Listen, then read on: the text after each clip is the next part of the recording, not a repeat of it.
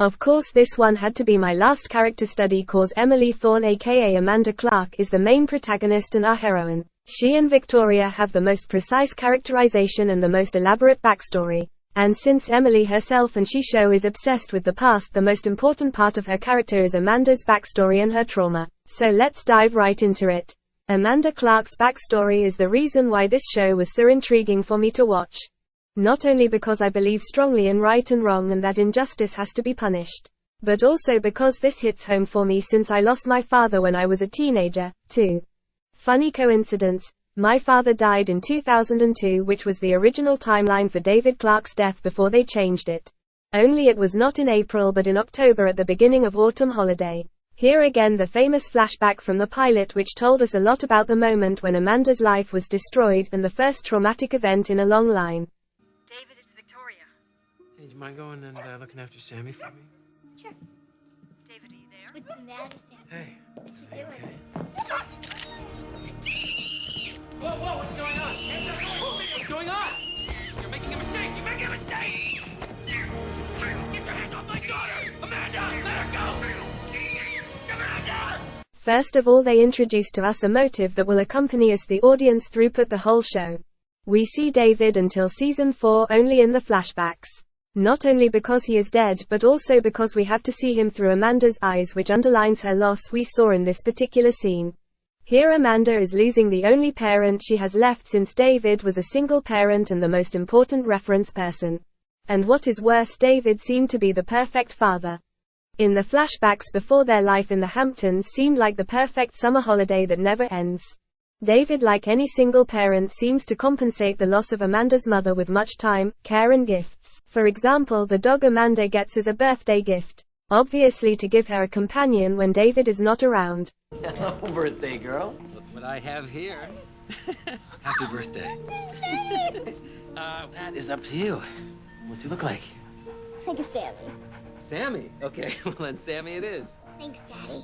He seems to work at home rather than stay late at the office, so he can spend more time with his daughter. So the loss of David weighs even more as he seems to be the most perfect father you could imagine. Hey, did you know that Amanda turned 10 this summer? Whatever happens with your investigation, can you make sure that a copy of this interview gets to her? I guess I just want Amanda to know that not every day is a terrible one. Your dad had a good day today, sweetheart. I hope you did too. Even in prison he always thinks about her and wants to make sure she is alright. He cannot do much, but at least he makes Nolan promise to take care of Amanda. You need to forget about me and focus on her. She's the only thing that matters anymore. You can't let her end up in a place like this, Nolan. I am trusting you to make sure that she lives long enough to have a future, Nolan. So the first turning point in Amanda's life is also her first trauma. Though we later get to know she has some kind suppressed and early traumatic event regarding her mother. But we will talk about that when we talk about her relationships. This pattern or trope we see often in a hero story. It may be derived from the plays of William Shakespeare, which are still very popular today. Cause in his tragedies we often have those heroes who lose everything in the end. Most famous is Romeo, but I think it is King Lear who is the most tragic of Shakespeare's heroes because he loses not only his lover but his beloved daughter. Still, modern TV shows and movies maybe not use such tragic ends, but they use this trope for the backstory of their characters to make them more deep. They often have a traumatic past they have to cope with and scars which should make them obviously more intriguing and excuse some of their character flaws. The most iconic example I can think of is maybe Batman, who was also an orphan and lost his family at a young age. Though I must admit that they are overusing this theme in Amanda Clarke's storyline. First we have her witnessing his father's arrest and getting separated from him for good. Cause she is not allowed to visit him in prison. Take me to see him and I'll draw anything you want. You know you will never see that man again. And when he died she was imprisoned, too. So she never had the chance to say goodbye. My father hasn't seen me in 10 years. I'm sorry to be the one to tell you. He passed away 6 weeks ago. By the way, again a feeling I can relate to since my father died at a doctor's appointment in another city. So me and my mother were not there when he died, too. The police had to tell us. And at first I thought it was a joke. Speaking about denial. If that was not enough, we get to know throughout season 1 and 2 that Amanda ended up in the childcare system. Which never means anything good for a character in all stories. Mostly they get a new trauma because they get abused, either sexual, psychological, or physical. In Criminal Minds, an old criminal procedural TV show which explores the psychological background of murderer, the criminals often have a childhood drama not only because of abusive parents but also due to their time in bad foster homes. It seems as if in season 2 they follow this pattern for Amanda. You act like you don't remember what that bitch did to us.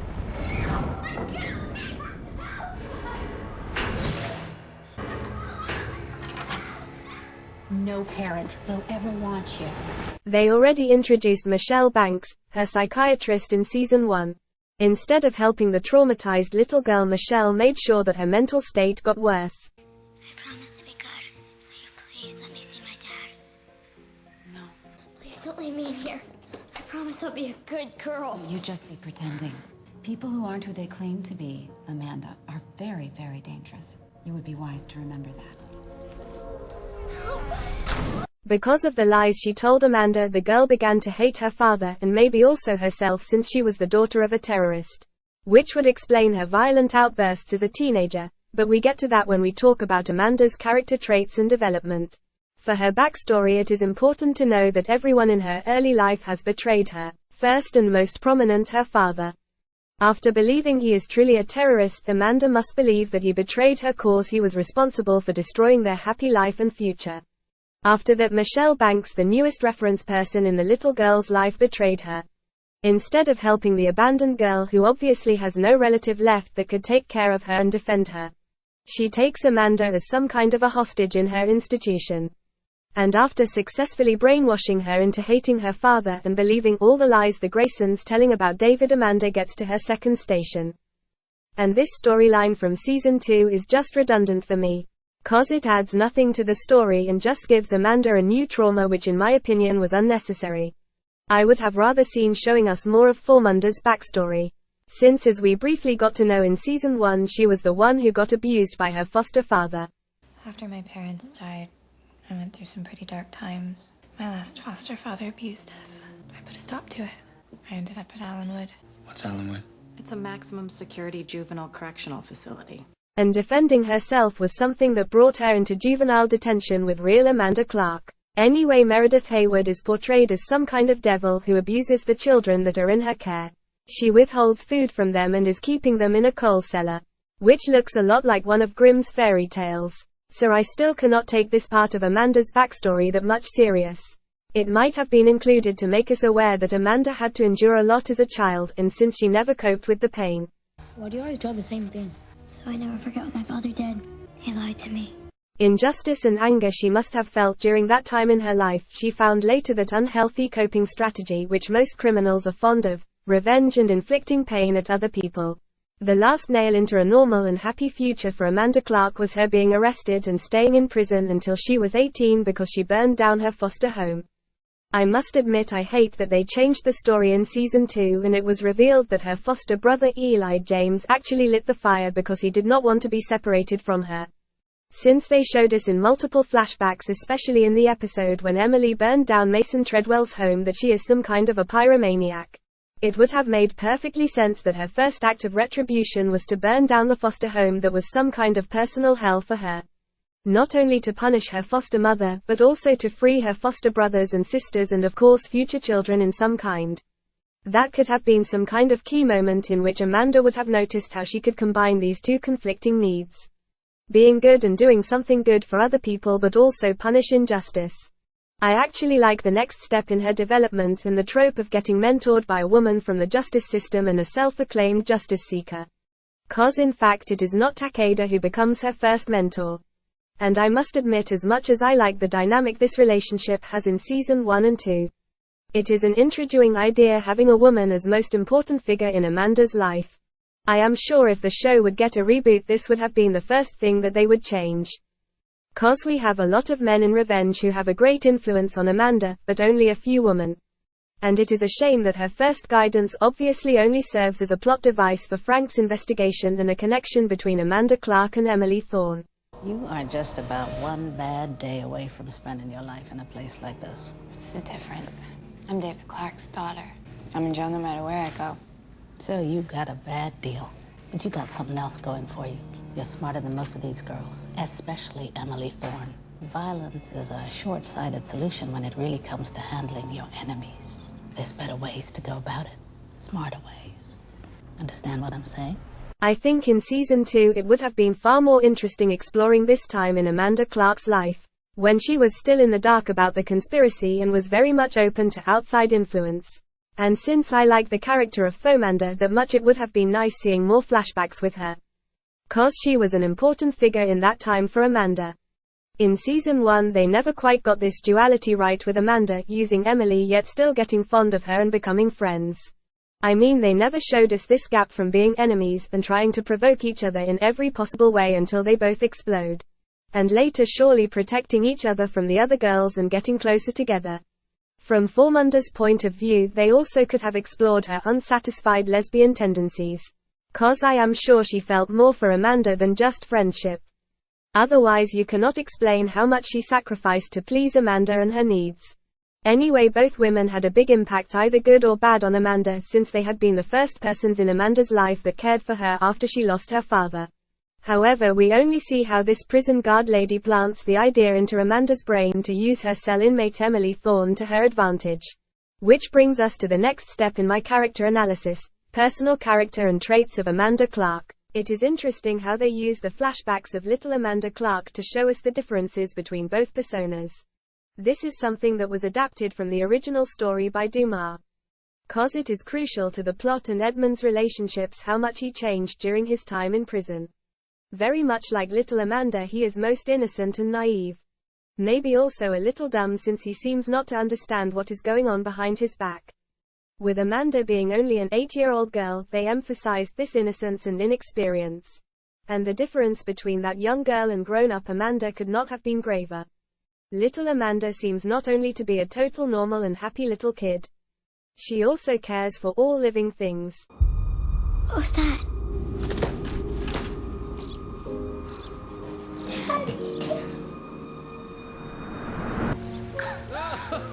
Daddy, we saved his life. You know what I love about you most? Is the way you love. Absolutely everything and absolutely everyone. You promised me that you're never gonna lose that. In season 2, her mother Kara Clarke tells us that she would not even stand seeing someone hurt a fly. And in one significant flashback, while Emily is fighting with Gordon Murphy, aka the white-haired man, we see how Amanda persuades her father to take care of a hurt bird. That changes dramatically after Amanda spent time in that foster home from hell and in prison. Now they show us a typical product of these kind of backstories. You just gonna tease me all night? Get your hands off me! What's your problem? What's your problem? Vodka tonic. Hold the tonic. I've been watching you all night. Oh, yeah? Bastard! What the hell? Bitch, get on him! Screw you son of a bitch! You're gonna kill him! Let go of me! Freak! Come on, man. Take it easy. I'm just a girl. I would give you $10,000 for a cigarette. The most important character traits of Amanda have evolved during that time. Her hate and mistrust, her need for revenge and lust to punish people. She learned that she can trust no one but herself. Until she meets Nolan and Takeda, who try to talk some sense into the teenager. Amanda Clarke has no impulse control. Very much like Fauxmanda, she is very violent and dangerous. Any little injustice or insult can result into her exploding into a violent outburst. Another trope they derive from such criminal minds like of shows and insights on criminal behavior. Here seems to be some psychological motives combined together. First, the hate she feels for everyone and everything in the world. And some kind of self-fulfilling prophecy. 'Cause as the daughter of a terrorist, Amanda seems to think she is in some kind cursed. Destruction is in my DNA. Take it up with Darwin. I'm David Clarke's daughter. I'm in jail no matter where I go. Obviously she hates her father and thinks she has inherited his bad character traits. So she behaves in her worst ways and seems to have no interest to think about how she is acting out. Oh, that explains why, you didn't consider that the guy you just toilet capped at the club could press charges. Well, let him. I can afford it. Only Takeda's training seems to have had a real impact on her. Good. I need that anger and confidence. You will learn to balance it with patience and observation. She learned to channel her hate for the mission she thinks her father has left her as some kind of a legacy. So she seems to use techniques to control her emotions, which is also as an adult still a weak spot of Amanda, as Takeda points out in season 1. So much rage. I did not want to train you because your emotions destined you to fail. As a result of her past and of course to keep her secrets, grown-up Amanda is a very isolated, controlled and secretive character. I actively taught myself not to trust people. Multiple times she tells Nolan and us, the audience, that she taught herself not to trust anyone, which could have also be part of Takeda's training. It seems to me as if they leave that in the open, how much Takeda's training was influenced by actual trainings police and FBI forces get to infiltrate organizations and live undercover. 'Cause this is what Amanda Clarke as Emily Thorne does. It is no surprise that after her experiences as a child and all the traumatic events in her life, Amanda is a real pessimist and only expects the worst of people. As part of her psychological profile, I think she has some kind of pathology pattern that she tries to bring the worst out of people and making them disappoint her. I do not know what the right term is. But especially with Aiden and Nolan, she not only keeps pushing them away cause she is afraid that they would disappoint and betray her. She also creates circumstances in which they nearly have no other option but to do so. For example, when she puts Aiden in the impossible conflict of trying to stay true to her or go behind her back and trying to save his sister Colleen. This is my mission. We operate on my schedule. I need you to lay low for a little while. Can you do that for me? Yeah, I could do anything for you. What do I have to do? Kill Victoria Grayson. You have 24 hours. Aiden! Why didn't you tell me? If I had, I know Victoria belongs to you. Look, I know what they're promising you, but you can't let them turn you into their assassin. If I don't, then I failed it for the second time. And if you do, then you give them all the power. We're gonna find your sister, but on our own terms, not theirs. And when we do, we are gonna make them pay for every second they kept you apart. Do you understand that? Or when she makes Jack keeping her secret before Charlotte but also look over her because she cannot since she broke up with Daniel and no longer lives at Grayson Manor. I understand how you feel, Jack. Do you? This keeps changing for me. I hate myself for going along with this. Charlotte's the only family I have, which is why I appreciate you taking her in, caring for her. All the things that I wish I could do that I can't. And the inner conflict Nolan constantly is in as her buddy in crime and conscious for Amanda.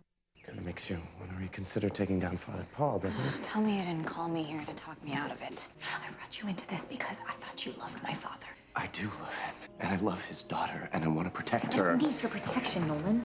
Naturally, Amanda created a persona not only for her revenge mission but as a protector. I would not go that far that Amanda Clarke has a borderline personality disorder. 'Cause as we see in season 3, she is perfectly aware of the role Emily Thorne plays for Amanda Clarke. Emily Thorne is a machine. That's why I created her. I had to find a way not to feel. But we also see till season 4 that Emily Thorne is far more than a cover-up. She has become a shield for Amanda and a crucial part of her personality. Another reason I hate the Takeda storyline and flashbacks in season 2. They could have done a far better job in showing us this transition from that angry teenage Amanda to this emotionless machine Emily Thorne seems to be at the beginning of the show. Through I love the hidden theme behind this, that Emily is telling herself and us, the audience, a big lie. Amanda Clarke no longer exists. 'Cause neither is Emily Thorne a true emotionless robot, not is Amanda Clarke truly dead. A lit but still vital part lives within Emily.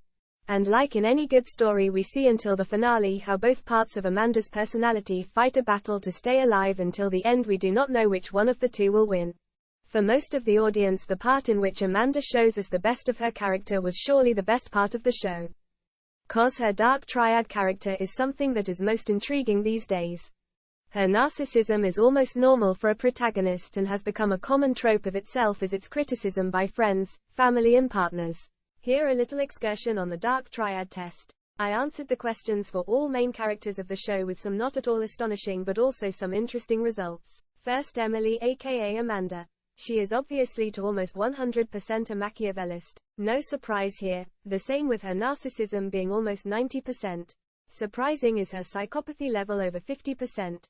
I guess this will be the part of her personality that gradually becomes weaker until season 4. And hopefully for Jack goes to average in their marriage. Interesting, however, is the comparison between her and Fauxmanda. She has a far higher score on psychopathy and is far less narcissistic as Emily. And her Machiavellianism is not that far above average. I think this shows that she has far less impulse control than Emily and is not that smart in regarding of reading people and manipulating them. The contrast between Emily and Victoria is not that big, but she has a far lesser score in psychopathy. Maybe I was a bit soft on her, but this shows that Emily has to work harder and more aggressive to achieve her goals. Someone who commented on my Conrad Grayson study might be right that I am a bit too harsh in my judgment of Conrad. His score is almost in every of the 3 dark personality traits near 100%. So I guess either he is a true psychopath or my answers were just too negative to do his character justice. There are also some surprising results regarding Emily's 3 lovers. I did not include Ben Cause as I said he does not count for me and we have too little information about his motives and character. Her first boyfriend on the show, Daniel Grayson, is not that much surprising. He seems to have all 3 parts spread pretty much equally. And as Victoria's and Conrad's son, it is not surprising that he is darker than the average. Jack is pretty normal, he is only 2% lighter than the average, which depends not so much surprisingly on the fact that he has almost no narcissistic character traits. Surprising for him is the high score in psychopathy. Maybe Fauxmanda and Emily did rub off on him. But most interesting for me is Aiden. I always thought he was the right one for Emily because he is the same as her, but his scores are far below Emily's. He is as less narcissistic as Jack and even his Machiavellianism is not that high. Only his psychopathy can keep pace with Emily. Due to their training and dramatic childhood, I guess. Last but not least we have Nolan Ross and David Clarke. Surprising that David turned out not that dark, and I would have expected that Nolan would have turned out a lighter character like Jack. But I guess it is true what I always say, the Porter boys are the only good and real innocent people in this story. David has a high score in Machiavellianism and psychopathy like his daughter Amanda. So no surprise here, but maybe I made him a bit too selfless since he has not that much of a higher narcissism score as Jack. I guess I am still influenced by the flashbacks and his last act of saving his daughter Amanda from spending her life in prison. Nonetheless, Nolan is a surprise. I guess his narcissism is not such a surprise as his high Machiavellianism score. Yeah, he likes to manipulate people as much as Emily, but that his score is higher as Daniel's. At least he is the less psychopathic one of the cast. Now to the winner in the 3 character traits. Since Conrad has in all 3 the highest score and cannot be equaled with his over 60% darker than the average, we stick to second winners and losers. First, narcissism, which is a highly shared character trait by almost all characters from the Hamptons. And for tees who hate this character it might not at all be surprising, but Margot LaMarchal is with 94% the most narcissistic character in Revenge. Since Emily is the lead, I would have sworn she would be the one. But I guess she cares just too much about her loved ones and allies. Since Margot only has her employees and Victoria left after the death of Daniel, she has not that much of a problem with being selfish. Losers in this department are Aiden, Jack and surprisingly David. Fitting since all 3 do everything for Amanda. The second one goes not surprisingly again to Emily, yet Victoria is with her 92% is not that far behind the 94 of Emily. I guess it is true what she says to Margot and Ben in season 4. She is just better in this chess game with human playfigures. Again, Jack can be happy to lose this challenge. He and Fauxmanda may not be too dumb to play this game, yet they do not intend to do so. The last part is surely most damaging and dangerous for society, psychopathy. Again, no surprise that many characters of Revenge share a high score here. Most of them lie between 50 and 60%. Only Jack and Nolan have a far less score here. And guess what, the Sion winner was not at all a surprise to me since her introduction was a performance in a strip club followed by a murder. It had to be Fauxmanda. No surprise either that Emily's score in this compared to her 2 others is the lowest. Nolan called her out on this several times. Cause in contrast to Fauxmanda, who knows no limits. Emily's has a line she never wanted to cross during her Revengenda. And that line is killing people. To wrap this up, I took the test myself and tried to answer as honest as possible. And I am true softy like Jack. Turns out I am in everything under average. And I must admit that was a test result I was never more happy with. But most intriguing are the 2 parts, Machiavellianism and psychopathy. Emily Thorne has become most intelligent, although it seems that this derives solely from self-studying. Although we get to know that she studied as part of her cover story and to stalk Daniel Grayson. You spent some time around horses. Yeah, I was the captain of the equestrian club my semester in Barcelona. Now who's impressing who? Daniel mentioned that you were a captain of an equestrian team in Barcelona. Yes, just for a semester. When was that exactly? 2005. Like most superheroes, Emily Thorne is a true autodidact. What she did not learn through Takeda she learned by reading. She speaks many languages, at least French and Japanese. He says you're a lucky man. She is very beautiful. Arigatou gozaimasu. Oe dekite koe desu. I learn something new about you every day. Hi, nice to meet you. Ah, c'est un plaisir. J'ai beaucoup entendu parler de vous. Bien, j'espère. I guess since she studied in Barcelona we can add Spanish. Takeda obviously trained her, Aiden and his other students in fighting techniques and psychological warfare. Conveniently they leave this a bit in the open so they can add to Emily's knowledge and skills whatever they want to. Again a weak spot of season 2 and 4. Since they concentrated more on the action and actual fighting scenes. Instead of the psychological war Emily is in with the Graysons. Most of the suspense in season 1 and 3 derives from Emily's in-depth research on her targets and the secret skeletons she finds and uses for her purpose. I have to know, how did you do it? How'd you get your hands on a sex tape? I bought the building that his mistress lives in. As part of the renovations, I had cameras installed. Wow, that's commitment. But she could not be the heroine in this story if she would just punish those people. Her mission is also a good one. She is righting wrongs as she tells us in season 2. Because you're off on another mission to destroy someone else's life? I'm not destroying lives, Amanda. I'm righting wrongs. Which brings us to the last part of the Dark Triad and Emily's motivations and goals.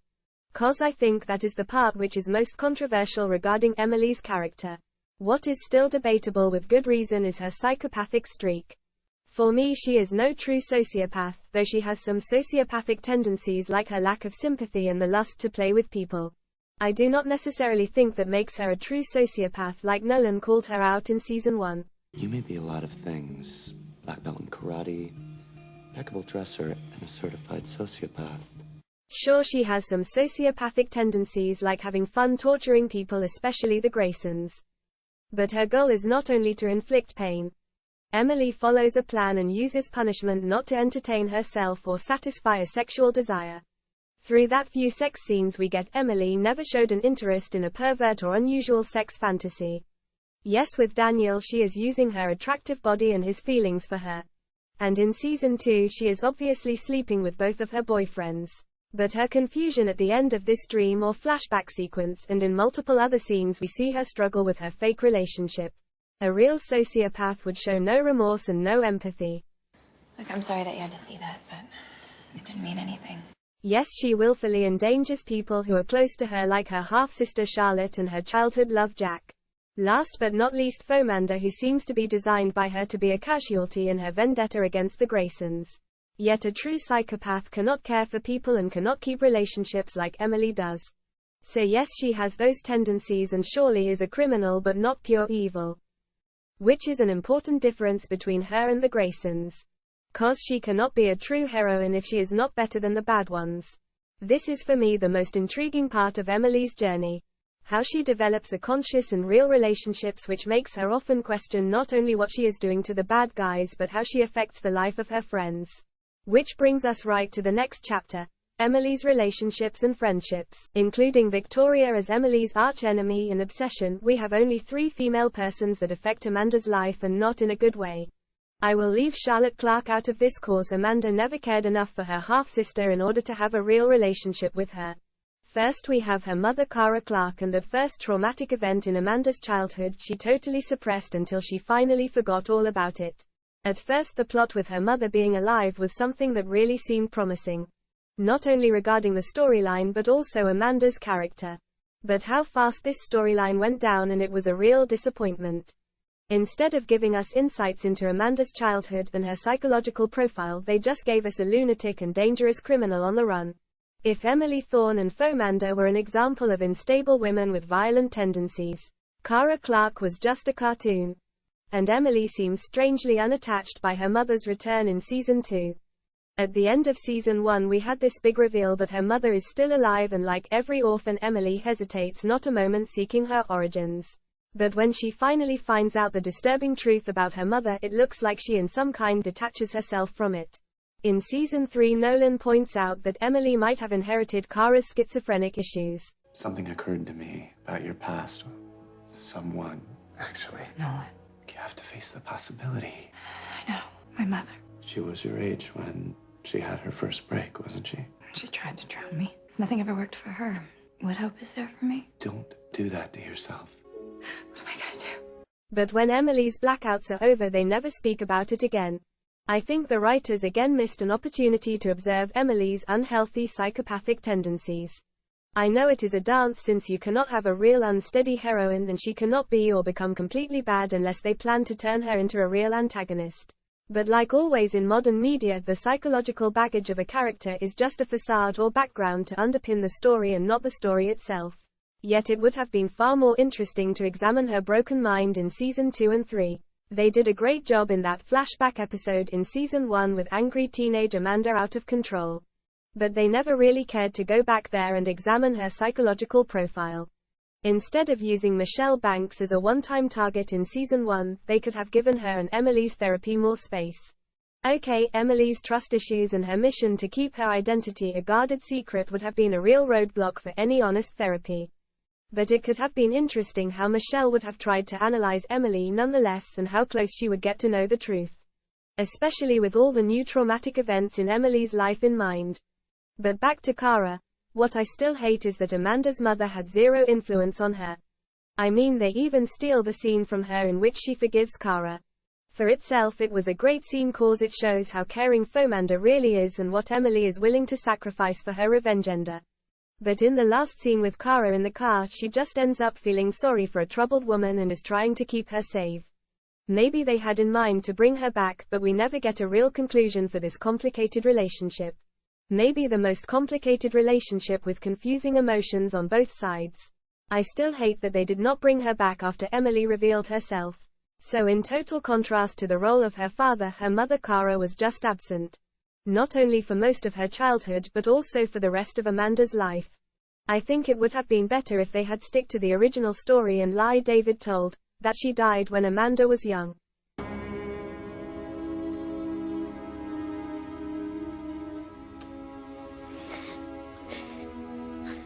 You need to tell her I died. It'll be better for her if she thinks I'm gone. Instead, they could have focused on the more intriguing and ambiguous relationship between the real Emily Thorne and Amanda Clarke. After Fauxmanda's death, Emily herself puts the importance of her former cellmate in words. Not when I'm standing here covered in the blood of one of the only people that I ever loved. Before Nolan, Emily Thorne was maybe the most important friendship in Amanda's life. Which makes their identity swap not only a necessary step in Amanda's revenge plan but also some kind of a tribute. I am not sure if Emily and Amanda were cellmates the whole time, cause I do not know how the prison system in America works. Anyway, we can assume that they spent a lot of time together and got to know each other well. The relationship must have been very intimate. Cause in season 1 we can see Emily and Amanda touch each other multiple times. We're sisters, right? Right. I love you. It seems as if Fauxmanda is some kind of obsessed with Emily. Maybe this obsession started as she got to know who Amanda really was and she trained the girl with all of the information to impersonate Amanda Clarke. Unlike real Amanda Clarke, I think Fauxmanda might have developed some kind of borderline disorder.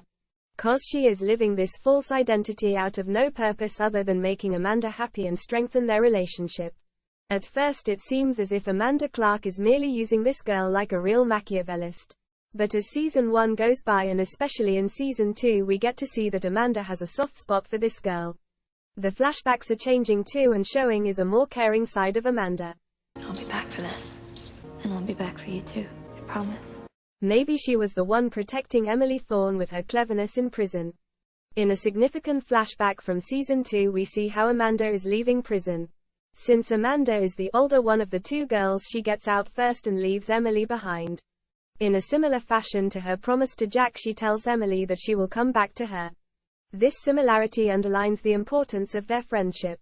Like Jack, Emily is one of the few people who did not let her down. Another common trope in this is that the hero has to left behind his family and loved ones during his mission. This is a very old one from ancient Greece with Odysseus, who goes on the first hero journey and promises his wife that he will return. Anyway, this flashback shows that their relationship did already grow into friendship not only from Emily's side. Amanda is making her promise not only to manipulate Emily or out of some Machiavellistic scheme. She truly cares for that girl who has been for several years her only friend. And also the only friendly contact since Emily was not allowed to visit her father in prison and she had no visitors herself either. By the way, I still find no explanation for this plot hole that Nolan never cared enough to visit David Clarke's daughter in prison. If David was truly that much concerned about her well-being and her development, why did he send Nolan not earlier to her? You need to forget about me and focus on her. She's the only thing that matters anymore. You can't let her end up in a place like this, Nolan. And why did Nolan, who was brought up by his aunt, not suggest to take care of little Amanda? We will talk about this important friendship later. But first to the last and most important woman in Amanda Clarke's life, Victoria Grayson. This very unhealthy relationship can be best described as love-hate relationship. And it mirrors the audience feelings for Victoria, cause we also love to hate her but also feel sympathy for her. It is interesting that the lover of her father plays a much bigger role in her life than her actual mother. Cause in fact David planned to make Victoria Amanda's mother. What's she doing here? I don't like her. She hates me. Why would you say that? You don't even know her yet. No, tell her to go away now. I'm not gonna do that, Amanda. I love her, and you will too. No, she's not my mom. Your mom is gone. You have to accept Victoria, because we are gonna be a family. Their mutual hate for each other is established from the start. Little Amanda suspected very early Victoria had something to do with her father's arrest or could at least help her father. Find the lady with the dark hair. She was there the night they took him away. He loved her, and she loved him. They kissed on the lips all the time. Just find her. I know she'll help us. Both women, Victoria and Emily, mirror each other. Victoria herself and other people often point out their similarities. Beauty, brains, and a big heart to boot. You know who you remind me of? Victoria. Don't you all see the resemblance? You know, there always was something that I could never put my finger on about you. You and I have more in common than either one of us cares to admit.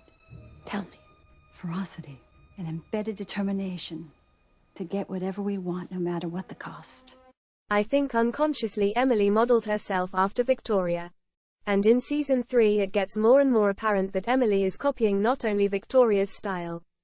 She is using her tactics as well, which emphasizes the theme of the show that revenge leads into this vicious cycle no one can break out unless they're dead. I must admit that this relationship of Amanda and Victoria is for me most intriguing and far more interesting than any other relationships of Amanda. Especially if you think about which influence and impact on her later life Victoria had by doing what she did. In return, you see to it that Amanda gets the care she needs in a proper institution. But more importantly, that she and her father remain separated for good. Like Emily herself pointed out, Conrad destroyed David's life while Victoria focused on his daughter Amanda. It is interesting to think about how Amanda's life would have been if Victoria had made another choice. Like I said in my episode talks, the rational decision would have been trying to manipulate Amanda and controlling what she knows, which could have been achieved best by taking her in and letting her grow up in Grayson Manor besides Daniel and Charlotte. Conrad would have surely not objected the idea of adopting this innocent child. When he talks of little Amanda, it is always with some kind of regret, and he seems to have a soft spot for her.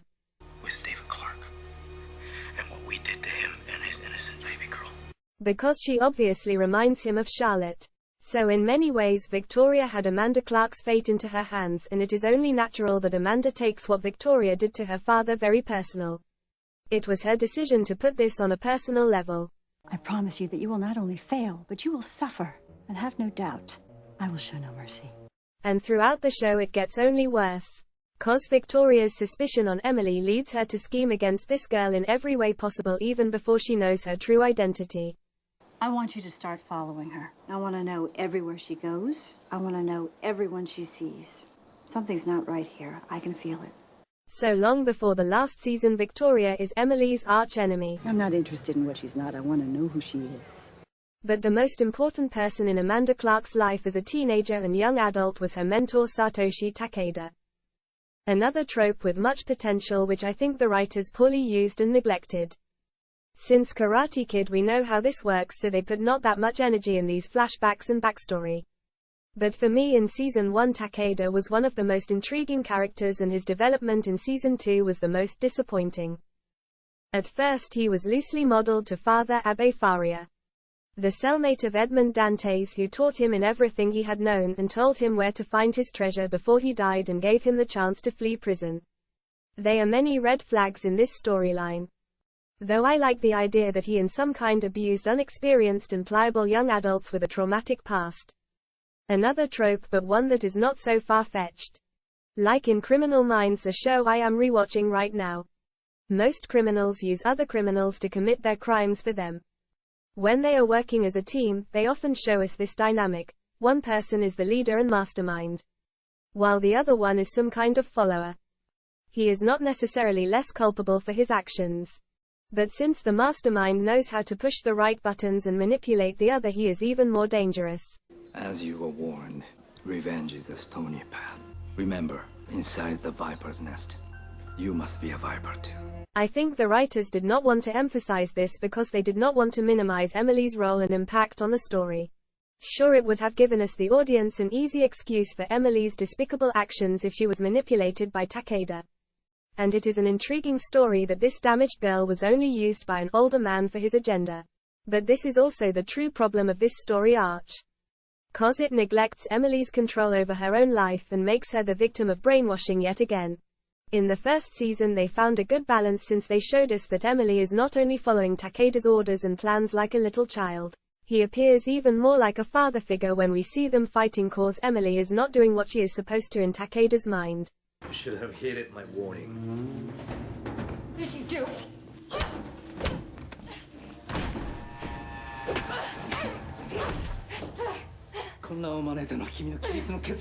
The idea of having two men in her inner circle, first Nolan, later Aiden, who was sent by Takeda to spy on her, shows that he has the same issues Emily developed throughout her transformation into Emily Thorne.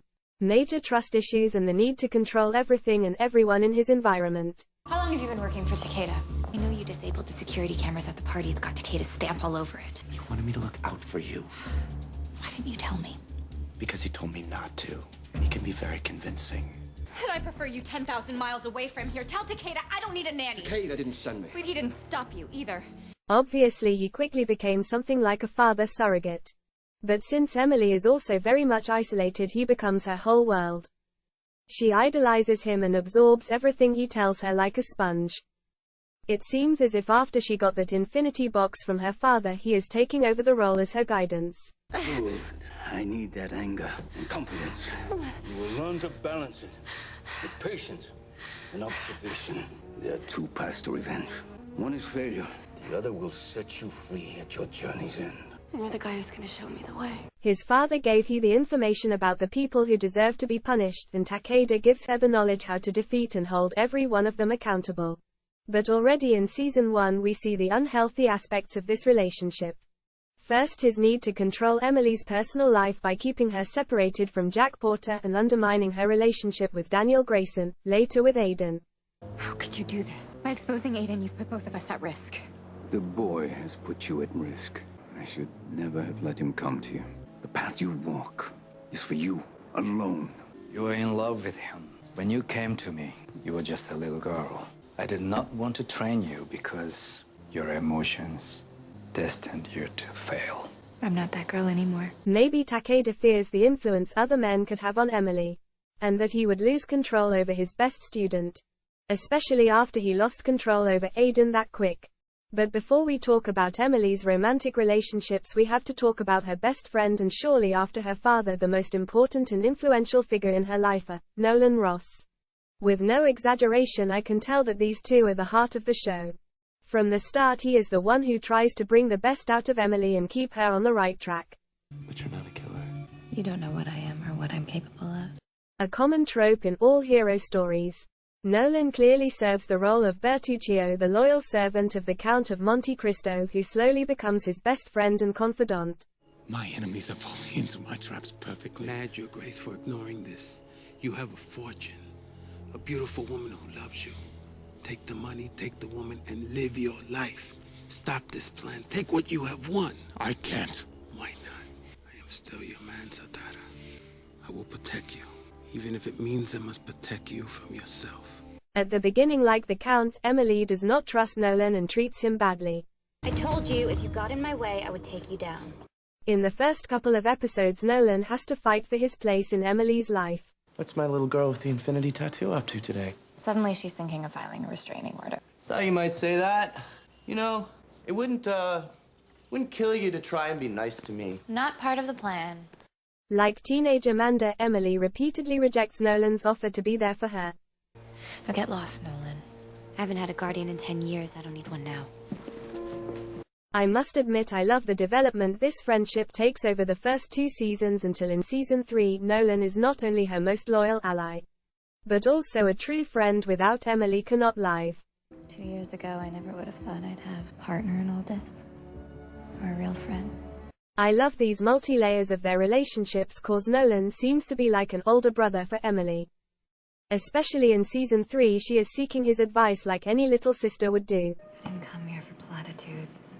Well, sometimes they're true, whether you want them to be or not. I don't know what to do. Then I'll help you.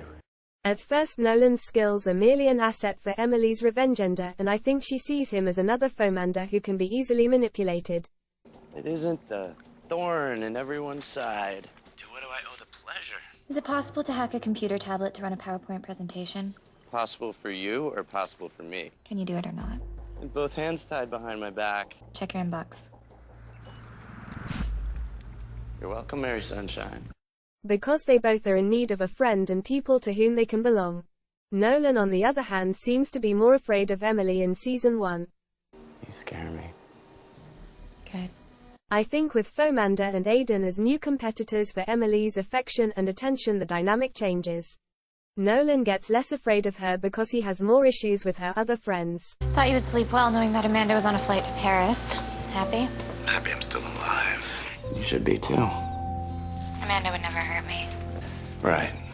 Because that's such a stretch for a violent psychopath. Emily?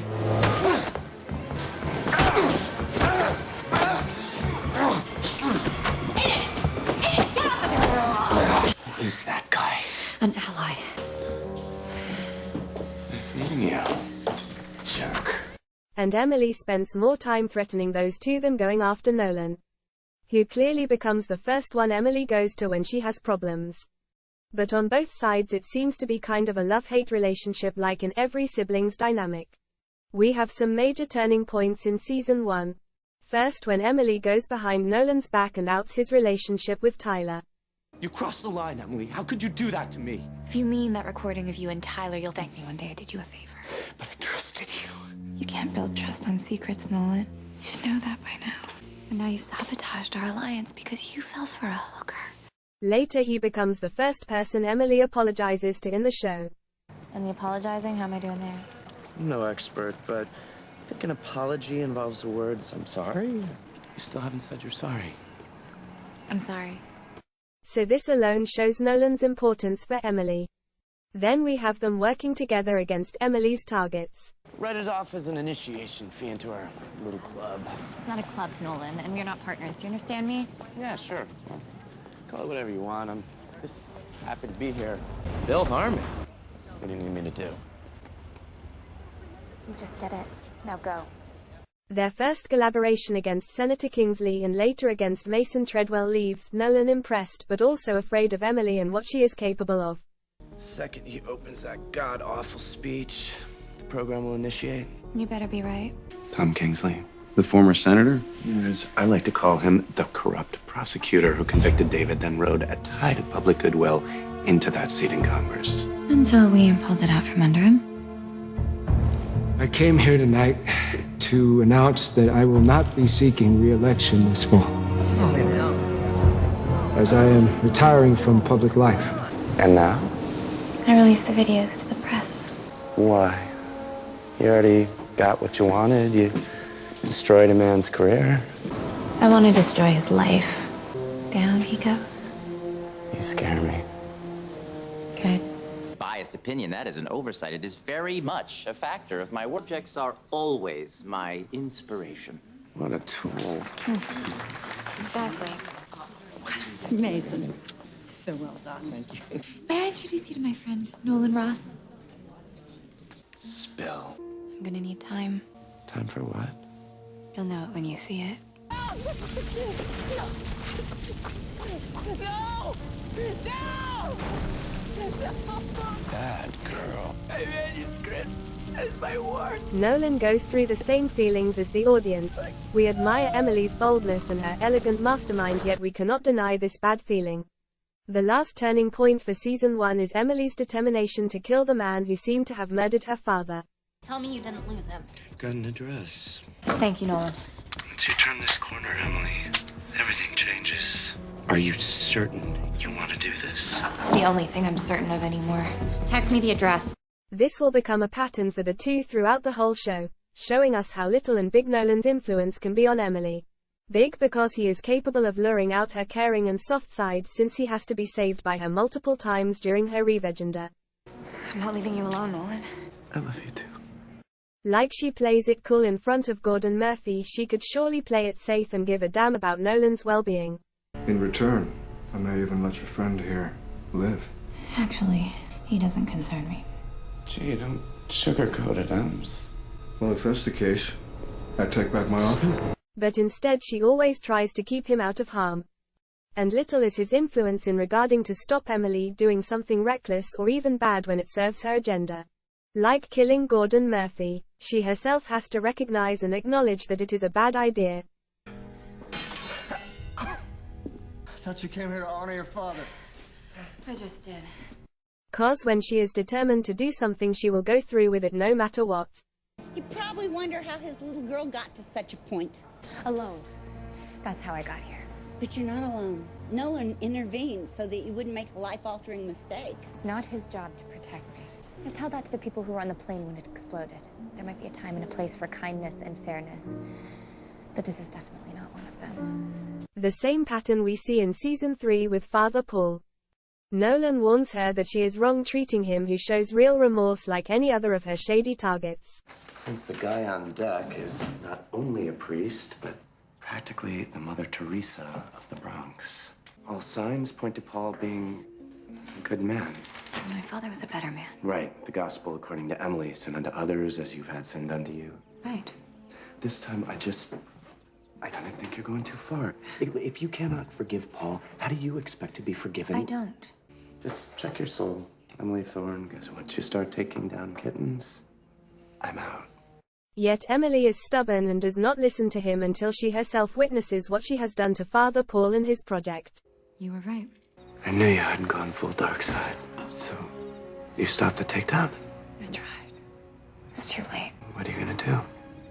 Fix it. I love the two scenes in season 1 and 3 when Nolan tries to make Emily see that her father did not want her to do this. All I ask is that you promise to do the one thing that I was never able to do. Nolan? Forgive. Keeping hate for the people who betrayed me has brought nothing but torment and heartache. You deserve better than that, Amanda. You deserve love. Don't you ever go through my things again. Do you understand me? I brought you into this because I thought you loved my father. I do love him. And I love his daughter, and I want to protect her. I don't need your protection, Nolan. I never asked you to be a part of this. No, your father did. Ems, he didn't want this for you, remember? Cause in fact he writes in his diaries that Emily should try to forgive. Which brings us to the most important figure in Amanda Clarke's life, her father David Clarke. Since they changed not only the gender of the main protagonist but also her age, we have no equivalent in the original story. Though some elements of the backstory from David fit into the story arc of Edmond Dantes. But I will talk more about this in his character study. In this we focus on Amanda's relationship with her dad and how it changes in season 4 when he returns. For 3 seasons Amanda idolizes her dad and sees in him only the innocent victim. In fact she uses her memories of their happy times for comfort. Yet their relationship has more twists and turns and is more complicated, as you can see on the surface. Superficially they both and their life was perfect until his arrest destroyed their life. But David was literally the first man who disappointed Amanda. First with the affair he had with Victoria Grayson, and second with his arrest and not being there for his daughter when she needed him the most. After his return in season 4 it gets even worse when he is choosing again his paramour over his daughter and does not support her revenge. She didn't deserve my help or yours. What? She was in need. I was in need my whole life. You were alive. Well, the person that you thought was your daughter suffered while I suffered. And you did nothing. Why? We have to move. You coming? Please, I need to know.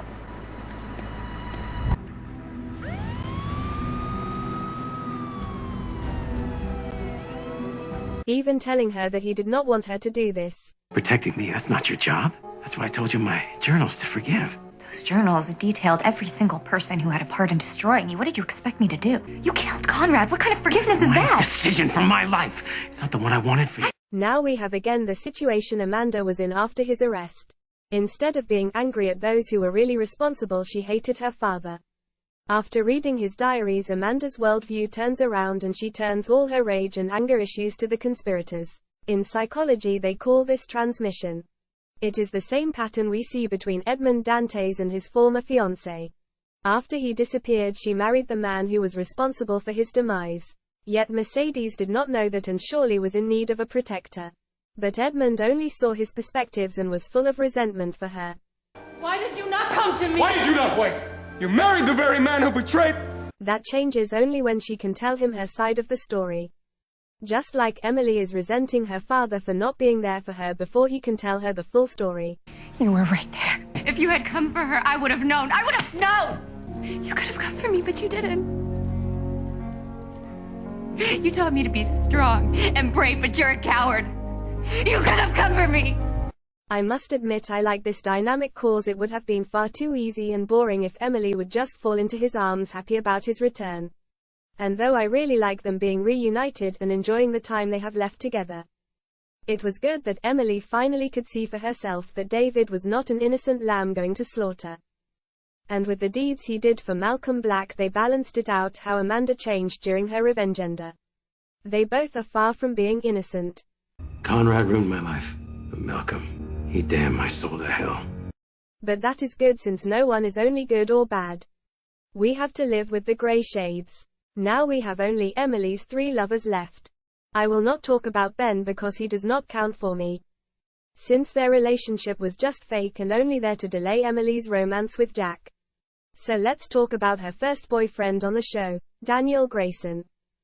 On the surface they two look like a perfect match, both beautiful, rich and successful.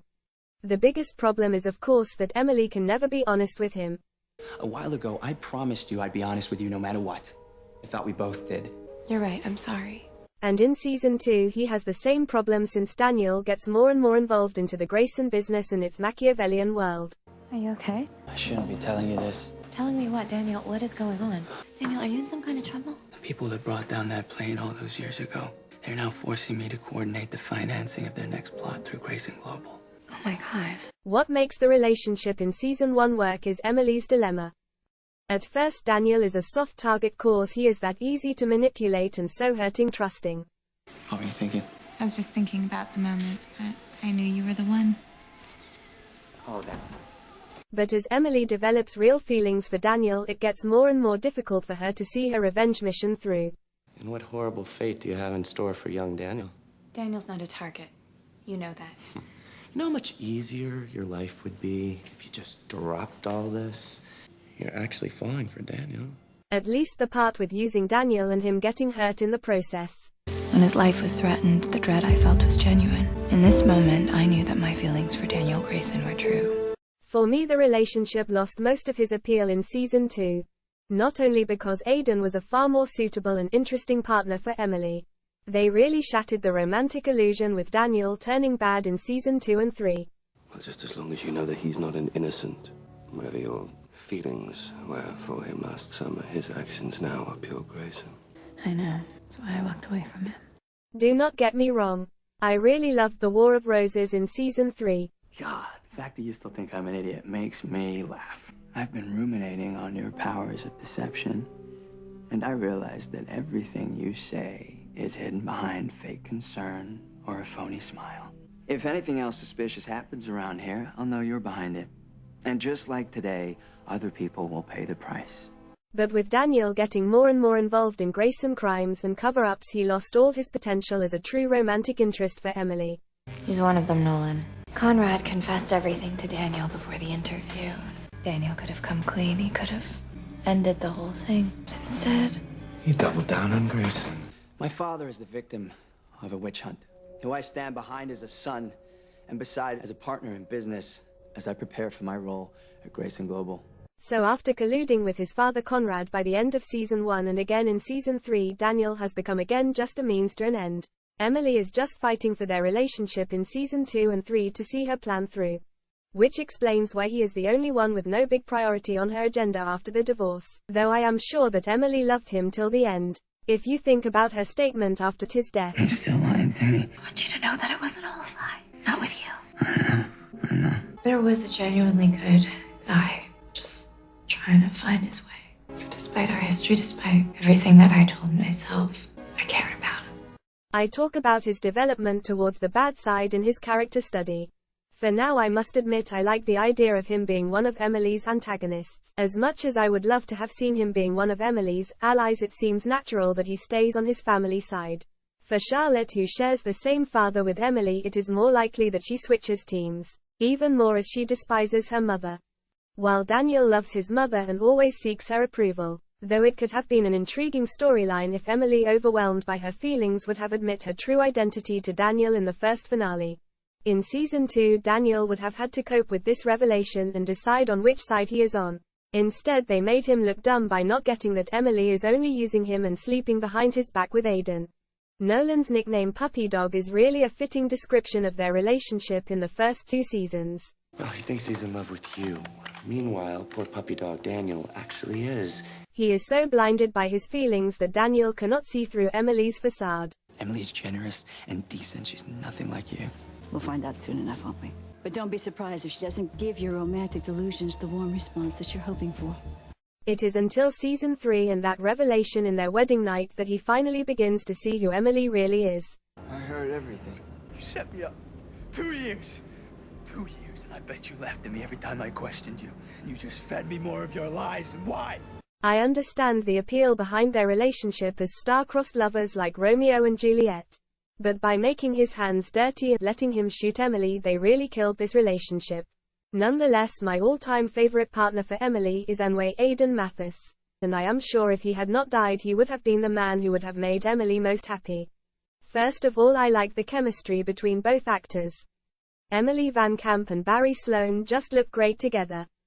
Even though, or maybe because Emily fell in love with Joshua Bowman during shooting and they now are married and have one daughter of their own. Maybe they were reluctant to play out their real relationship on screen.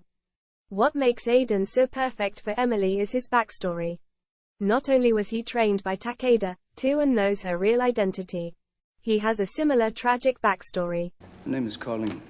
She was kidnapped and sold by Dmitry Bladov, 1993. I know why you're here. I know what they did to Colleen. Who the hell are you? An ally. What do you know about the downing of Flight 197? Happened a week after my sister was taken. My father worked as a baggage handler at Heathrow Airport. He worked the night the plane took off. That's how they got the bomb on the plane. No, that were the rumors, but he wouldn't have done that. You didn't know. I didn't need to. They used your father the same way they used mine. Maybe even more tragic than Emily. Still, at least he defended his father, even though his classmates called him a murderer. And what did he get in return? The honor of finding Trevor dead. 'Cause while Emily is the only child of David and Kara Clarke, Aiden had a younger sister which was kidnapped to make her father do something bad which drove him into suicide.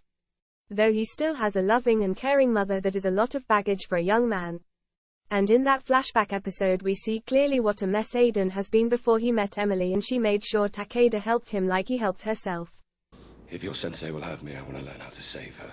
What if she can't be saved? Then I want to learn how to punish every person that helped destroy her. You fought for me when nobody else would. You convinced Takeda to take me on. I blackmailed him. Told him it was both of us or neither. Anyway, Aiden's and Emily's relationship is truly the most raw and trusting relationship on the show. Despite minor conflicts and little secrets they keep not for long, they both can be their true selves only in front of each other. And they know and understand each other and their issues better than anyone else. You and I, we've called it quits so many times. But we haven't been able to make that stick, really, have we? And that's because we fit. We belong together. I know. Though there is something Aiden shares with all of Emily's lovers. He does not hesitate to protect his loved ones with violence and kill anyone that threatens or hurt them. Why? He wanted you dead. I prefer you alive. Like I said in my episode talks, I think Emily has a type. All of her men are on some level dangerous, trained and not dumb. They may not be as sharp and dangerous as Emily, but even Jack becomes in season 4 someone who can at least stand a fight with Emily. Maybe not for long, but that is another question.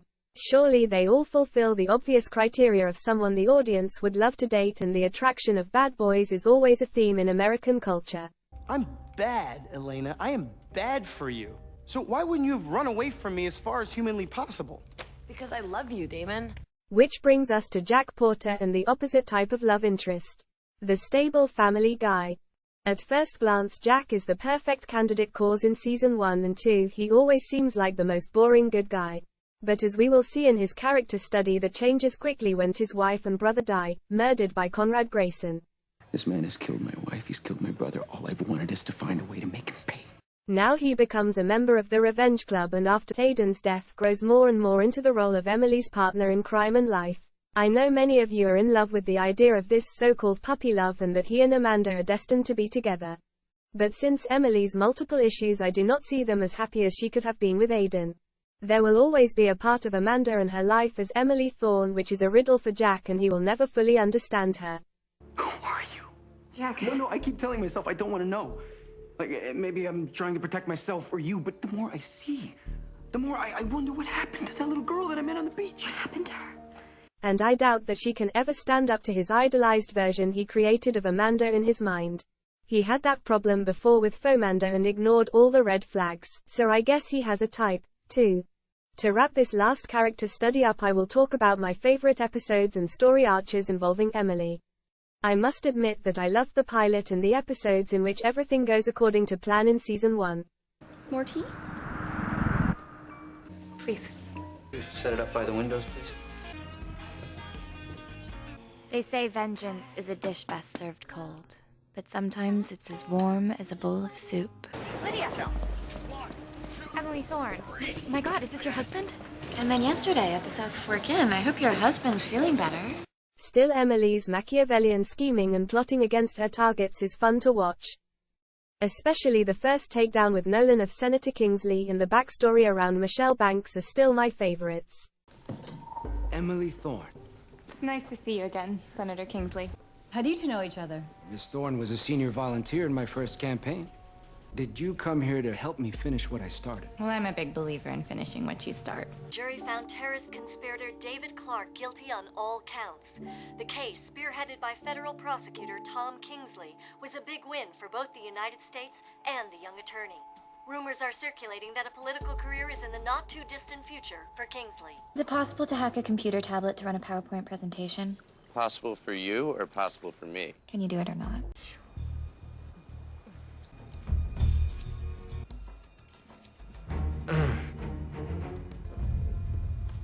I came here tonight to announce that I will not be seeking re-election this fall.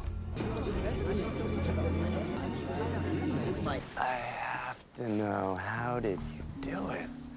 How'd you get your hands on a sex tape? I bought the building that his mistress lives in. As part of the renovations, I had cameras installed. Wow. That's commitment. I promise to be good. Will you please let me see my dad? No. Because you'd only be pretending to be good. Just like your dad pretended to be a good father. He was a good father. You know the truth. What did he do? He hurt people. Go on. He killed people. And he lied.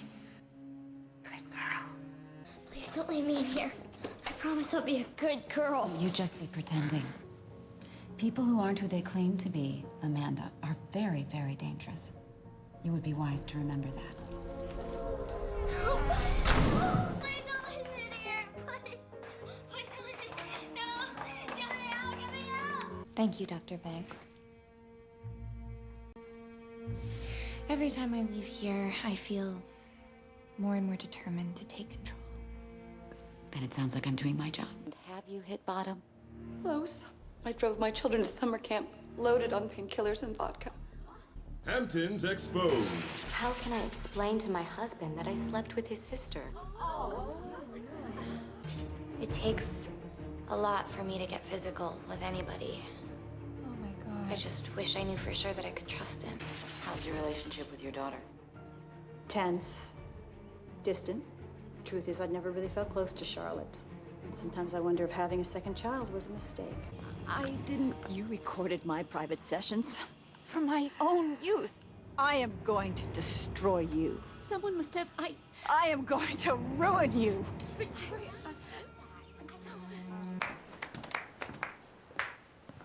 You have really outdone yourself. Your Hamptons Exposed link is a work of art, and sliding your own therapy session into the mix to throw suspicion, genius. I mirrored the site and posted a few clones just to make sure it never dies. Thank you. You can be satisfied the good doctor will never practice again. Count on it. Can you hear me? Is there anybody out there? Can you hear me? Please let me out of here!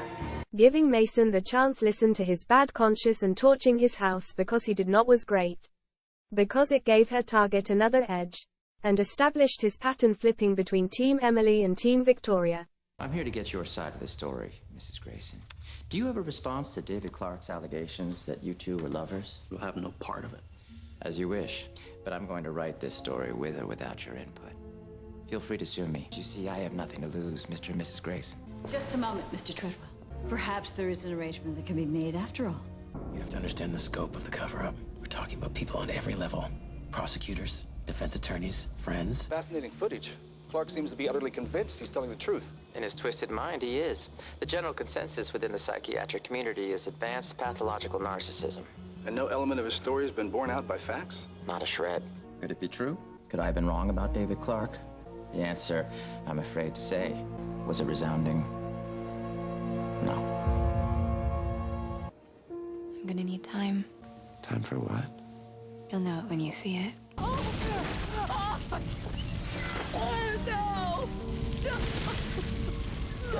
Bad girl. My manuscript is my work.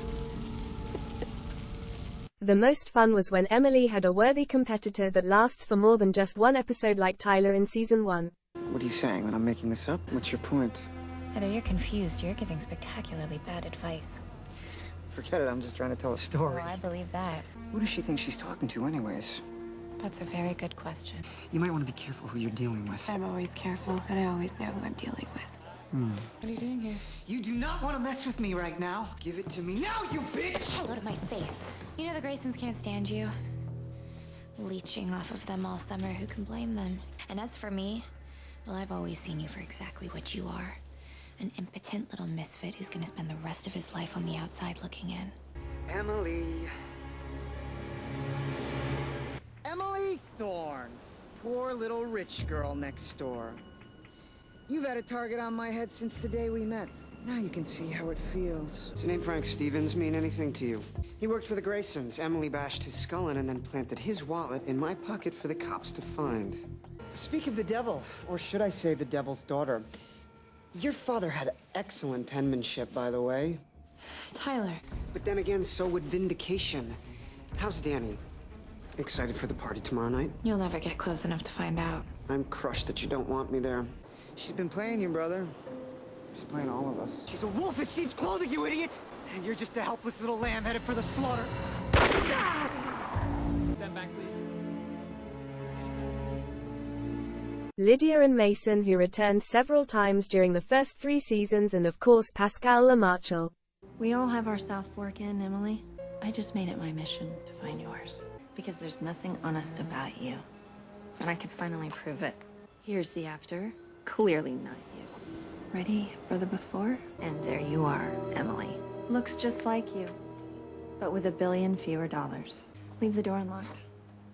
It'll make it easier for me to move back in. No lawyer's gonna help you now, Mason. If it isn't Benedict Clarke, you must be proud of yourself. I assume you're here to gloat? You're forgetting, Mason, that I'm in possession of the only thing that could one day exonerate you.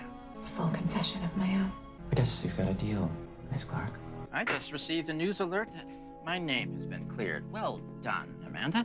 Ooh, tough break, as I have no intention of seeing you again. Ever. Consider it payback for all the hell you put me through. How does it feel to have the Louboutin on the other foot? That's right. After your scintillating TV tell-all, I reached out to the one person who'd been screwed harder than me. See you never, Amanda. My apologies, sir, but we just sold our last 2. Je serais heureux de partager. I'm aware that many of my news outlets thrive on scandal. I have no interest in becoming one. Well, then at least. May I? Merci. You after discharge, soldier? Because it looks like you just shot yourself in the foot. Not at all. Just change tactics. Speak of Le Diable. You've clearly caught his eye. Prove you can play at his level, and you'll have his ear.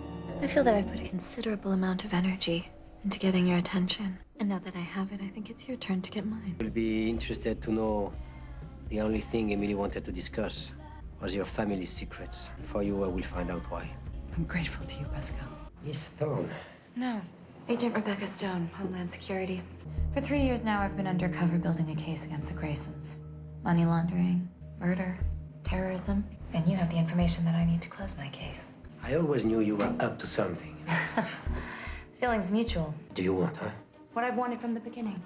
The Graysons. In season 3 we had not that many great targets, but I loved the beginning with Father Paul.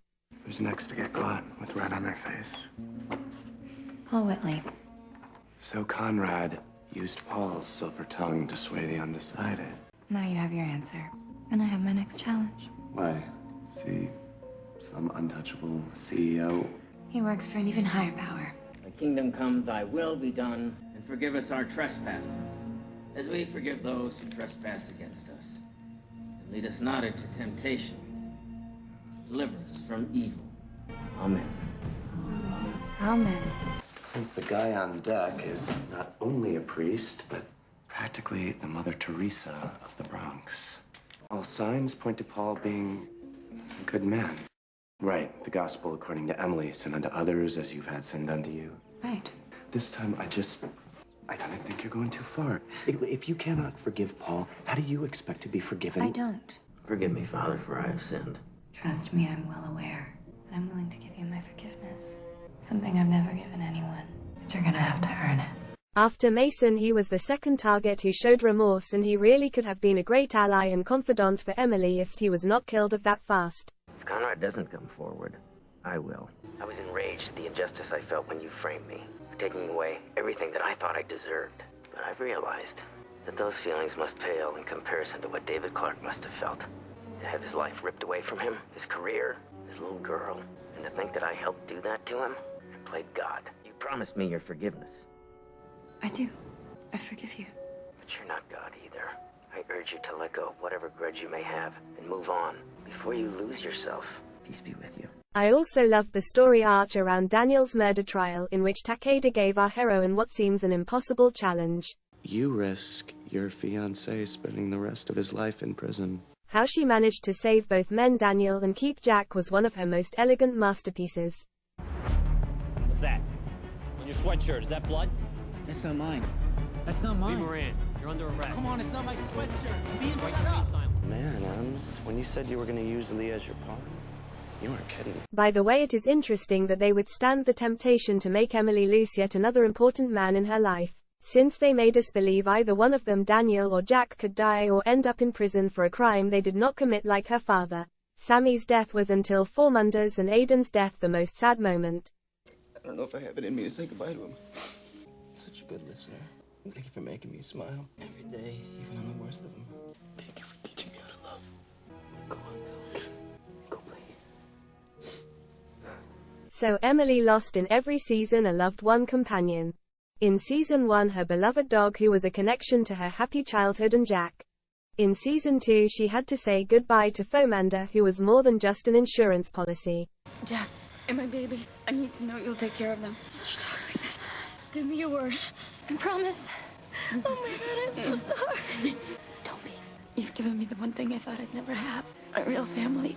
Sacrifice demands the surrender of things we cherish above all else. No.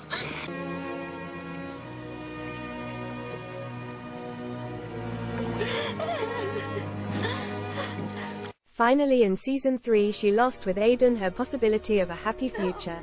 Aiden, are you okay? Aiden, wake up. Aiden, wake up. No.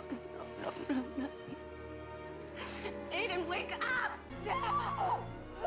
And in the last season they made the circle complete and let her say goodbye to her past with the death of her father.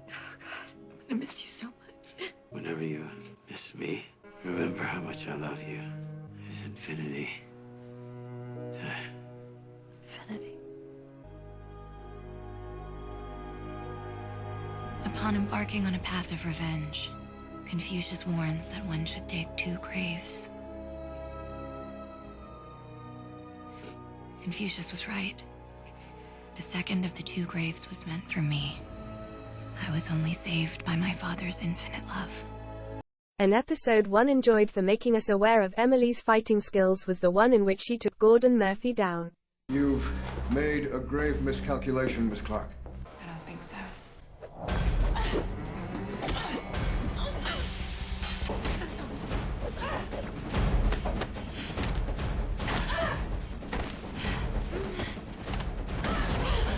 You're a hell of a fighter.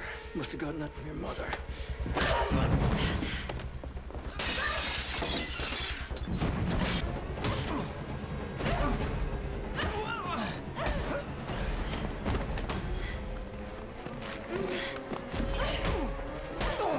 I thought you came here to honor your father.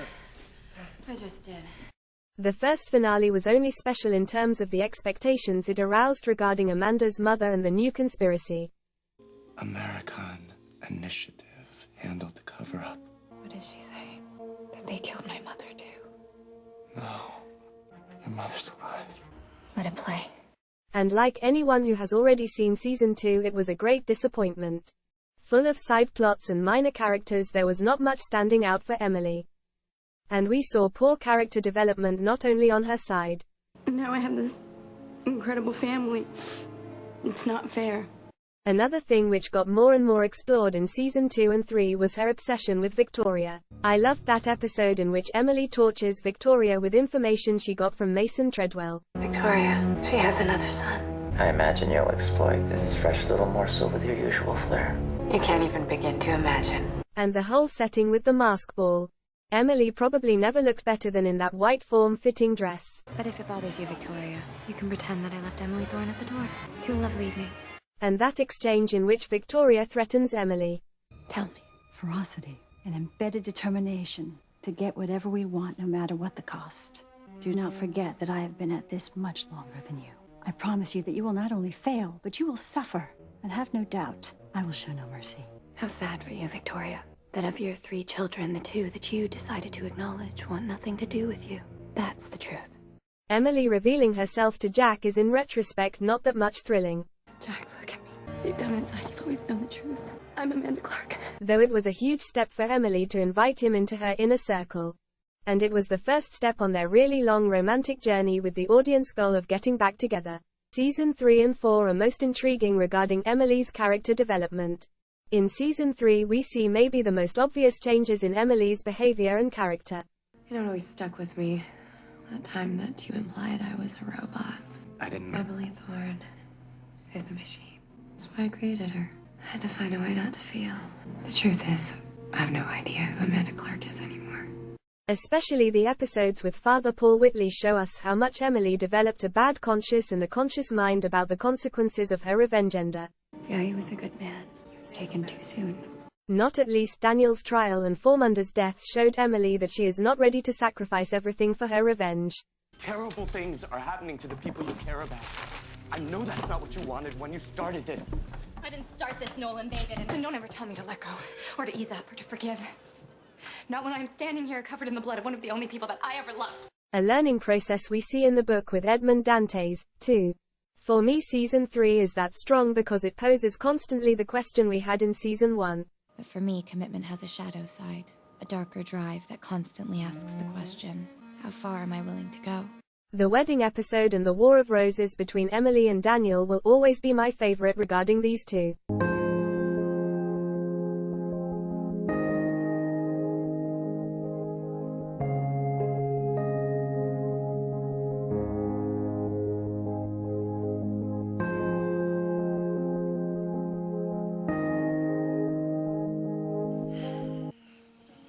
How long I can keep our little secret. Only you could make vengeance so beautiful.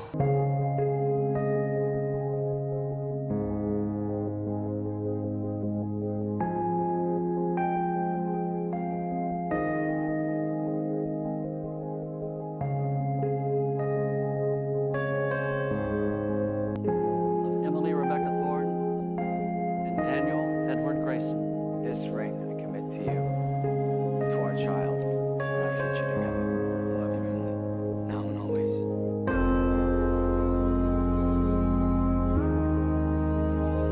By the powers vested in me by God, I pronounce you man and wife. You may now kiss your bride.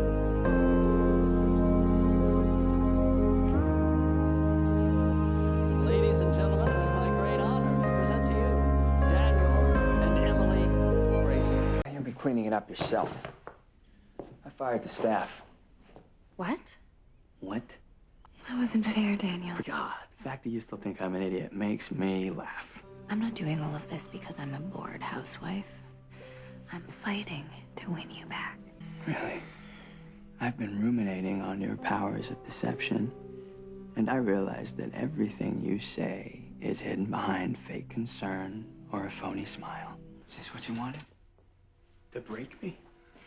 Is this what you wanted? I told you I was gonna fight for us. Are you insane? There will never be an us. Thanks to you, I'm dead inside. So am I. We did this to each other, Daniel. You took from me, so I took from you. Don't you see? We belong together. Yeah, I heard you didn't come home last night. I'm surprised you care. Especially after you manhandled me. Something I know you'll regret. No, the only thing I'll regret is my marriage to you. Excuse me? We're getting a divorce. I can't believe this. I forgave Daniel for so much. He shot me on a night that should have been a dream come true and forced me into blaming Lydia Davis. I did it all for Daniel. Consider that a preview to my testimony. Though the proposal on the boat in the rain was perfect, too. You recognize where we are? That's where I spilled my drink on your jacket. You really kept it. Man, my word. No one's ever made me feel as loved and as safe and understood as you do. If you let me, I'd like to spend the rest of my life making you as happy as you've made me. Emily Thorne, will you marry me? Yes.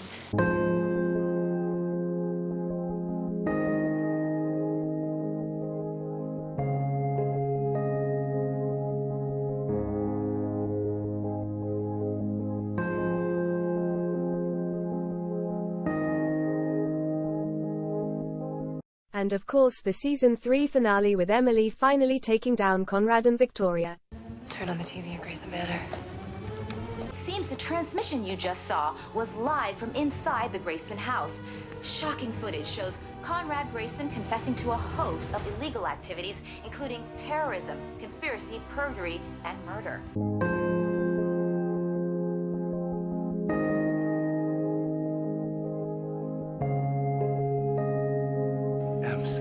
You got it.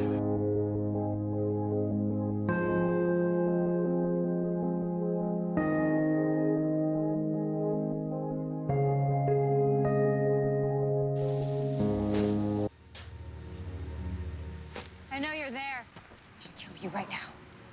I'd get away with it. No one would miss you. No one would mourn you. You destroy everyone who gets close. I'm not digging up my father's grave. Amanda, why? What have you done? You needed help. I had no choice but to check you in. Check me in. Don't worry. Claremont Psychiatric is the best. You won't get away with this. Watch me. She's been obsessing over this theory for months. When I found her digging up Amanda's grave, I tried to calm her down, but she attacked me. She's lying. Goodbye, Victoria. Get better soon.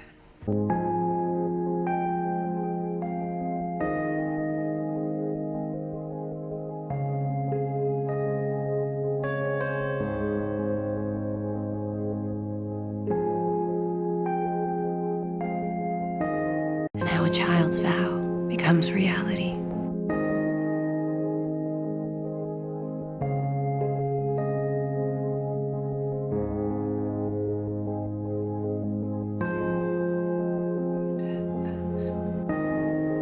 Yes. In memory of David and Amanda Clarke. In season 4 I loved the early episodes with her questioning and confronting her father after she revealed herself to him. What are you talking about? If you had come for her, I would have known. I would have known! You could have come for me, but you didn't. You taught me to be strong and brave, but you're a coward. You could have come for me. Go!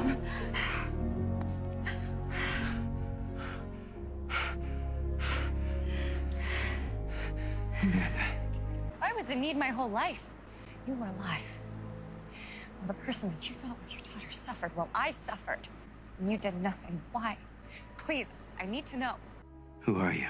A daughter who would do anything to protect her father. Protecting me, that's not your job. I was never gonna have a normal life thanks to people like Victoria, who stole it away from me. What's wrong about Victoria? But you were only 9 years old. Dare you take her word over mine? I am your daughter. You don't know the whole story. Neither do you. I dedicated my entire life to you. I punished your enemies. I cleared your name. And of course her war with Victoria. Enough of your lies. Now go, Emily, or I swear to God, What are you waiting for? Do it. Shoot. End this whole thing right now. No. That would be too easy. I owe you so much more than a quick death. Buckle up, sweetheart. I love that Emily was in defense for most of the time and that they changed the dynamic in this vendetta. At the end of the season, Emily the Huntress is the hunted. Do you have a plan? No. Okay, perfect. No plan. No list of bad guys. No photograph with their faces on it. Nothing. I don't like being on the defensive. Though I disliked the Malcolm Black plot a lot, I loved the scenes with Kate. The actress who portrayed Kate Black was really intriguing and did a great job in keeping us guessing until the very end. I guess my only question is, when were you planning on killing me? Well, I was planning on after we got your money, but plans changed. So, the mother story was a lie? Barely. She is with Malcolm, but that's because he's my father. I have to know. What tipped you off? Oh, I never believed you. I just wanted to get you away from innocent civilians and in front of my security cameras. Oh, don't worry, you won't see them. One of the many perks of having a genius as a best friend. Your cover is blown. Oops. Guess you didn't notice this time either.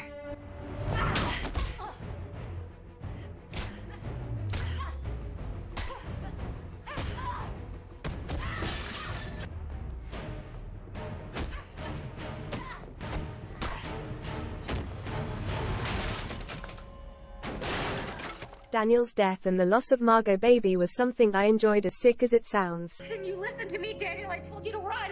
Why didn't you run? You're gonna be okay, Daniel. You're gonna be okay. You're still lying to me.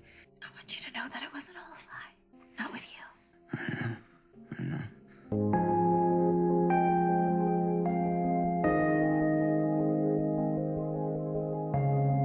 It was nice to see how Emily is really devastated and wants to do something good for Margot, who is clearly as hurt as Emily was all this years before. She lost her baby. I have to make it right. You didn't know Margot before all of this. Daniel's death changed her. She's trying to salvage the name of someone that she loves, just like I did for you. I like the parallels they draw between these two women in the last season, so they can show how much Emily has grown and learned during the past years. Not only to compete with Margot and Victoria, but also to know that this is not the right way. Which is why we have to put a stop to the cycle now. Otherwise it will continue until everyone we love is gone. Though they again throw it all away when Jack is hurt and Emily is going after Victoria alone. I'm not gonna put Victoria in prison. I'm gonna put her in the ground. And don't you dare try to stop me. I was so happy that she did not pull the trigger. Dad! What the hell are you doing? She was mine! Saving your soul. You have no idea what crossing that line means, no matter how justified. This would have really ruined her character for me. Though I hated that this episode was full of scenes we had seen before and they gave us no new flashback, I loved Amanda's TV interview. Showing her soft side and making us see what she had to endure in her life made me love her character even more. Tonight, we are honored to have Amanda Clarke. The whole world is dying to hear your story. From the time you took on a new name and a new identity, you knew that you would have to deceive everyone. The cost, it's high. People like the real Emily Thorne, who died saving her family. Aiden Matthis, the one person who really understood what I was doing.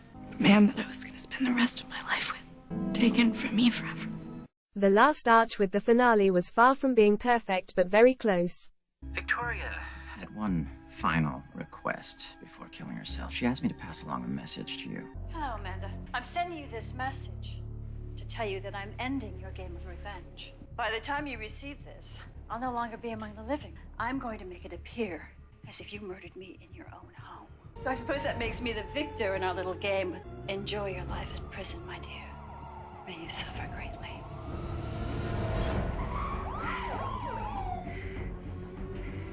They're going for the brass ring. Murder one's special circumstances, and they like their odds. The state's going to argue that a week after you went on TV and told the world how much you hate Victoria Grayson, you terrorized her in a parking garage, broke into her penthouse, attacked her, then you locked her in your own home, which you burned to the ground, in an attempt to make it look like she killed herself. And this is her suicide note that I allegedly forged. Which they'll have you read aloud at trial. Let me try to negotiate a plea to lesser charges. Absolutely not. If you're found guilty of murder one, it's life in prison. I'm not pleading guilty to anything. There's nothing to negotiate. Just get me bailed out. You know, I saw your father earlier. Do you have any idea the damage that you're causing? Or the people that you're hurting out there? Yes, Ben, and I know that you're one of those people. Look, I'm sorry for the way that I treated you. For thinking that I didn't have to be honest because somehow my life was different. I know I haven't been the kind of person that you can trust, but please, you can trust me now. Victoria set her plan in motion.